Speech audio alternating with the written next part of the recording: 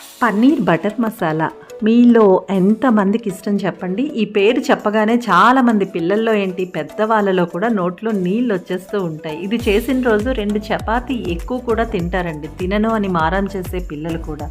Actually ఇది ఒక పంజాబీ వంటకం, కానీ అందరూ కూడా ఎంత ఇష్టంగా తింటారో. మన భారతీయులనే కాదండి, వేరే విదేశాల్లో కూడా ఉండే ఇండియన్ రెస్టారెంట్స్లో ఇది స్పెషల్గా చేస్తారంట.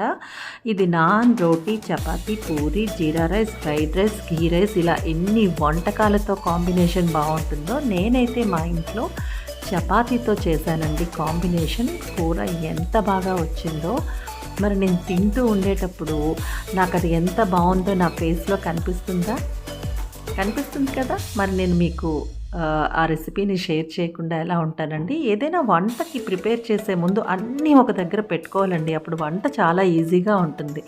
200 గ్రామ్స్ పన్నీర్కి ఒక 5 టొమాటోస్ని, అలాగే ఉల్లిపాయలు, చెక్క, లవంగ, ఇలాచి, అల్లం, వెల్లుల్లి, జీడిపప్పుని 300 ml వాటర్లో బాగా బాయిల్ చేసుకోవాలి. ఇప్పుడు మరో పక్కన ప్యాన్లో ఆయిల్ వేసుకొని పన్నీర్ని కొద్దిగా పసుపుని వేసుకొని బాగా ఫ్రై చేసుకోవాలన్నమాట. అది ఫ్రై అయిన తర్వాత పక్కన తీసి పెట్టుకుంటాము.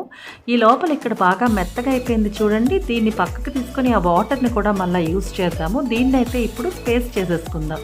ఇప్పుడు అదే ప్యాన్లో కొద్దిగా నెయ్యి, మరి కాస్త ఆయిల్ వేసుకొని కారంని వేసుకొని అది బాగా ఫ్రై చేసుకోవాలి. ఇందులో ఆ టొమాటో ఆనియన్ మిశ్రమంని వేసుకొని సాల్ట్ కూడా వేసుకొని బాగా కలుపుకొని ధనియా పొడి, జీరా పొడి, కసూరి మేతి అని ఉంటుందండి, దాన్ని కూడా వేసుకొని కొద్దిగా షుగర్ వేసుకోవాలి, పులుపు విరుగుతుందనమాట.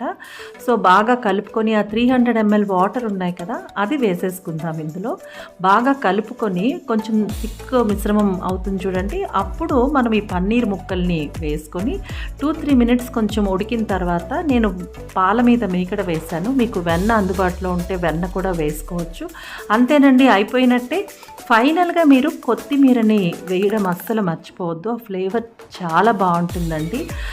మనం ఏది చేసినా సరే ముఖ్యంగా వంటని కూడా ఒక ప్యాషన్తో చేయాలండి. మనం ఇంట్లో వాళ్ళకి అది ప్రేమను జోడించి మంచిగా చేసి పెడితే అది వాళ్ళు తినేటప్పుడు వాళ్ళు ఎంజాయ్ చేస్తారు చూడండి, అప్పుడు మనకి ఎంత ఆనందంగా ఉంటుంది కదా.